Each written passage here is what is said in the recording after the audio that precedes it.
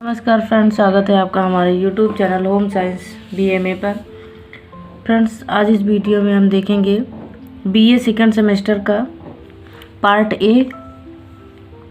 Syllabus हमने पढ़ा दिया है। उसके बाद हमने एक वीडियो डाला था जो कि वस्त्र विज्ञान का परिचय था। आज हम देखेंगे तंतुओं का वर्गीकरण के बारे में थोड़ा सा देखेंगे।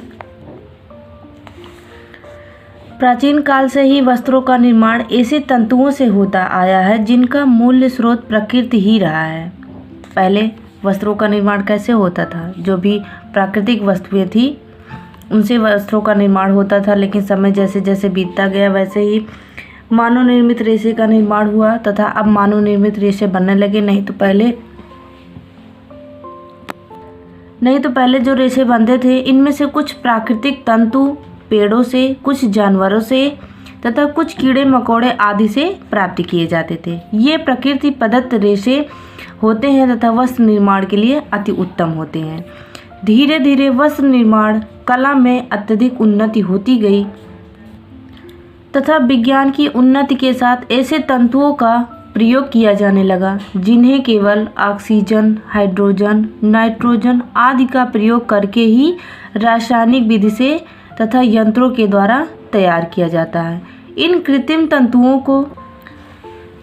तंतुओं को इस प्रकार बनाया जाता है कि ये लगभग प्राकृतिक तंतुओं के समान ही दिखाई देते हैं। इस प्रकार तंतुओं के प्राप्ति स्रोत के आधार पर इन्हें दो वर्गों में विभक्त किया जाता है। जो रेशे हमें प्राप्त होते हैं वो दो तरीके से प्राप्त होते हैं। एक प्राकृतिक तंतु होता है, एक कृत्रिम तंतु होता है। प्राकृतिक तंतु वह होता है जो हमें प्रकृति के द्वारा प्राप्त होता है, उसके बाद उसको पहनने योग्य वस्त्र का निर्माण किया जाता है। उसके बाद कृत्रिम तंतु वह होता है जो मानव के द्वारा बनाया गया होता है। आइए देखते हैं प्राकृतिक तंतु। आगे थोड़ा सा देखते हैं प्राकृतिक तंतु के बारे में। प्राकृतिक तंतु प्रकृति की किसी न किसी वस्तु से प्राप्त होने वाले तंतु हैं। इनमें से कुछ तंतु विभिन्न प्रकार के पेड़ों के तनों व फूलों से प्राप्त किए जाते हैं तथा कुछ जानवर की खाल व पर स्थित बालों से तथा कुछ प्राकृतिक रूप से पाए जाने वाले कीड़ों द्वारा प्राप्त किए जाते हैं। इसके अतिरिक्त भी कुछ ऐसे तंतु होते हैं जो खानों के द्वारा प्राप्त किए जाते हैं। उन्हें खनिज तंतु इसलिए कहते हैं क्योंकि ये खानों द्वारा प्राप्त सोना, चांदी के पतले धागों के रूप में खींचकर बनाए जाते हैं। इस प्रकार प्राकृतिक तंतु तीन प्रकार के होते हैं: वनस्पति तंतु, जांतव तंतु तथा खनिज तंतु। सबसे पहले हम वनस्पति तंतु के बारे में देखते हैं।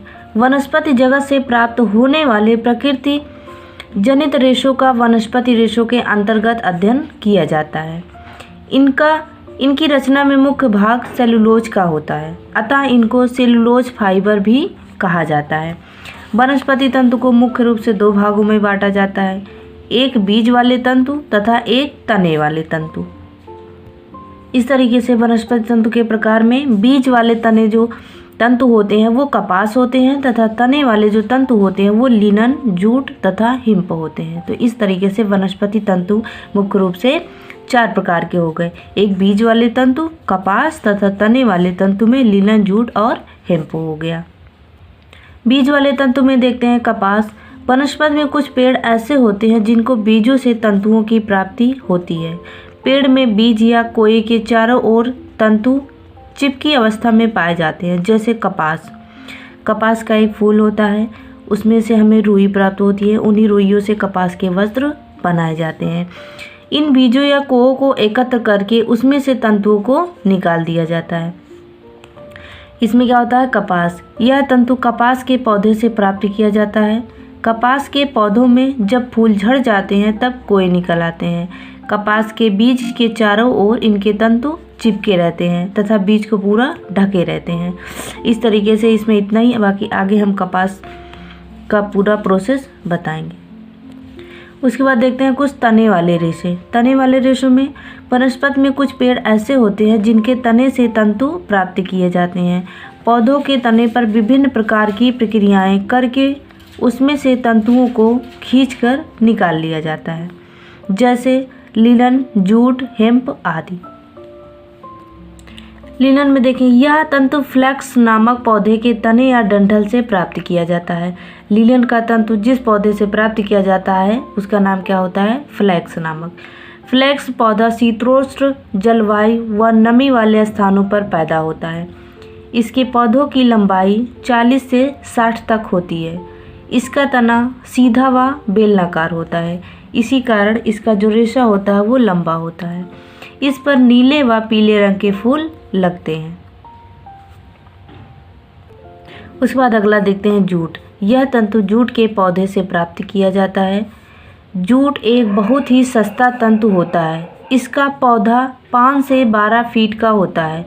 पूरे पौधों में केवल एक ही तना होता है जिसकी मोटाई मनुष्य की उंगली के बराबर होती है तथा जब पौधे पर फूल मुरझाने लगते हैं तब तने को जड़ सहित काट लिया जाता है।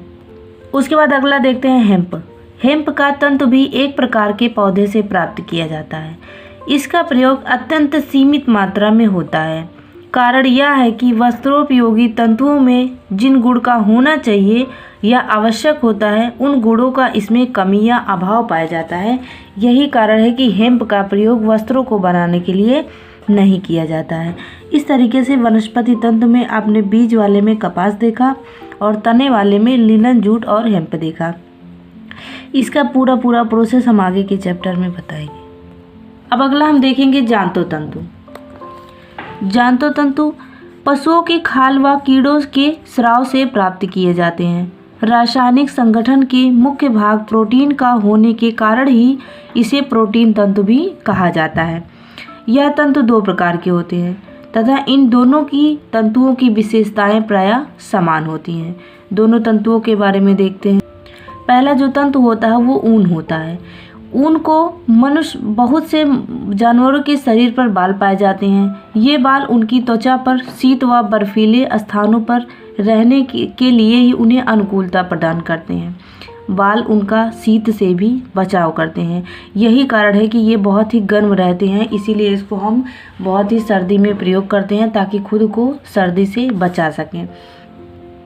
जो बाल पाए जाते हैं वो किन किन जानवरों से पाए जाते हैं? खरगोश, ऊंट, बकरी, भेड़, घोड़े तथा अन्य बर्फीले प्रदेश में रहने वाले जंतु ऊन प्राप्ति के लिए प्रयोग किए जाते हैं।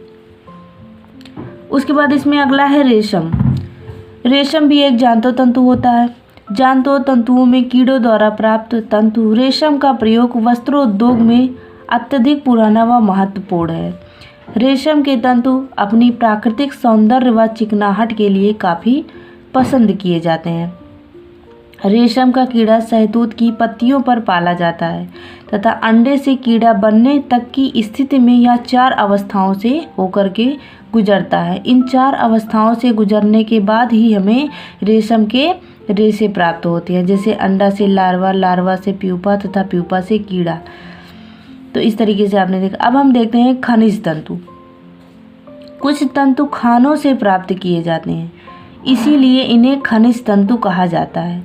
यह ठोस रूप में अपने प्राप्ति स्रोत से प्राप्त किए जाते हैं, तब इनमें से विधिवत तार खींचे जाते हैं। जैसे खनिज तंतु कौन से हो गए? सोना व चांदी। सोना व चांदी ठोस रूप में खानों से प्राप्त किए जाते हैं।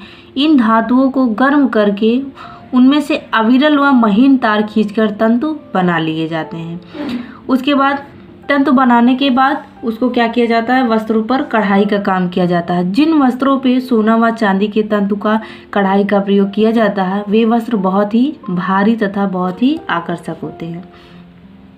उसके बाद अगला है एस्बेस्टॉस। यह अधात्विक पदार्थ इटली, कनाडा, दक्षिणी अमेरिका आदि देशों में विभिन्न चट्टानों से प्राप्त किए जाते हैं तथा एस्बेस्टॉस के तंतु अत्यंत कोमल, लंबे, उज्ज्वल व बारीक होते हैं। इन्हीं गुणों के कारण इनका प्रयोग आग बुझाने वाले व्यक्तियों की पोशाकों तथा अज्वलनशील पर्दे पर किया जाता है। एस्बेस्टॉस का जो वस्त्र होता है वो नॉर्मल व्यक्ति के लिए नहीं होता तथा ये जो वस्त्र होता है जैसे फायरमैन के लिए हो गया, जंग प्रूफ हो गया, ऐसे एसिड प्रूफ हो गया, ऐसे वस्त्र बनाए जाते हैं। आगे हम देखते हैं कृत्रिम तंतु। कृत्रिम तंतु के बारे में थोड़ा सा देखते हैं। कृत्रिम तंतु ऐसे तंतु हैं जो प्रकृति के किसी स्रोत से प्राप्त नहीं होते वरन रासायनिक या यांत्रिक विधियों से निर्मित किए जाते हैं। वे तंतु प्राकृतिक तंतुओं की अपेक्षा अधिक मजबूत व अस्थायी होते हैं। अतः आधुनिक युग में इन तंतुओं का प्रयोग सर्वाधिक हो गया। ये जो कृत्रिम तंतु होते हैं मनुष्य को द्वारा बनाए गए होते हैं तथा इनमें बहुत ही ज़्यादा मजबूती होती है, इसीलिए अब के लोग जो होते हैं वो कृत्रिम तंतुओं को ज़्यादा प्रयोग करते हैं। कृत्रिम तंतु भी दो प्रकार के होते हैं, एक मानव निर्मित होता है, एक रासायनिक विधियों से निर्मित होता है। आइए आगे देखते हैं।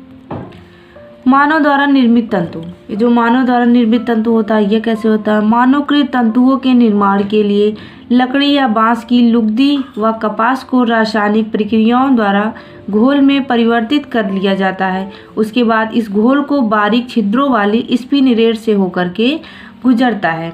स्पिनरेट मतलब होता है कि छननी, बहुत ही पतली छननी होती है जिससे रेशों को छान करके निकाला जाता है। ये अविरल चमकदार धागा प्राप्त होता है। इस धागों को कृत्रिम विधि द्वारा सुखा लिया जाता है। तो इस तरीके से मानव द्वारा निर्मित तंतु बनाए जाते हैं। उसके बाद आगे देखते हैं, जो मानव द्वारा निर्मित तंतु होते हैं मुख्य रूप से रेयान होते हैं। ये जो रेयान होता है इसको कृत्रिम रेशम भी कहा जाता है, क्योंकि इसकी जो गुण होते हैं, जो क्वालिटियाँ होती हैं लगभग रेशम की तरह मिलता जुलता है। तो जो रेयान होता है वो 3 प्रकार का होता है, नाइट्रोसेलुलोज, विस्कोस तथा कुप्रामोनियम। ये 3 प्रकार का होता है। इसके बाद हम देखते हैं रासायनिक तंतु। रासायनिक तंतुओं का निर्माण अनेक प्रकार के रासायनिक पदार्थों का उपयोग कर रासायनिक अभिक्रियाएं करके किया जाता है। तो रासायनिक तंतुओं को हम देखते हैं। इन तंतुओं के जादुई कार्य के कारण ही इन्हें जादुई तंतु का नाम दिया जाता है। जादुई कार्य क्या होते हैं? इन तंतुओं को सरलता से धोया व सुखाया जा सकता है तथा इन पर इस्त्री या प्रेस करने की भी आवश्यकता नहीं पड़ती है। इसीलिए इन वस्त्रों का प्रयोग अब आधुनिक युग में बहुत ही ज़्यादा प्रयोग होने लगा है। इसमें सबसे पहले नाम नायलॉन का आता है। नायलॉन के वस्त्र के बारे में तो आप जानते ही होगी। नायलॉन का वस्त्र हम अपने दैनिक जीवन उपयोग में बहुत ही ज़्यादा प्रयोग करते हैं। नायलॉन से बने वस्त्रों का प्रयोग करते हैं, क्योंकि ये जो नायलॉन होता है वो बहुत ही सरलता से धोया व सुखाया जाता है तथा इसको प्रेस करने की भी आवश्यकता नहीं पड़ती है। उसके बाद अगला है ऑरलॉन, उसके बाद है डेकरॉन। तो इस तरीके से जो रासायनिक तंतु होते हैं वो 3 प्रकार के होते हैं, नायलॉन, ऑरलॉन और डेकलॉन। तो इस तरीके से हमने वस्त्रों के प्रकार के बारे में रेशों के प्रकार के बारे में बताया कि रेशों को हम किन किन माध्यमों से प्राप्त करते हैं। तो इस तरीके से आपने सारे रेशों के बारे में देख लिया। आगे का वीडियो हम एक एक अलग अलग रेशों के बारे में विस्तार से समझाएंगे। इस वीडियो को पूरा देखें और लाइक शेयर सब्सक्राइब जरूर करें। वीडियो देखने के लिए धन्यवाद।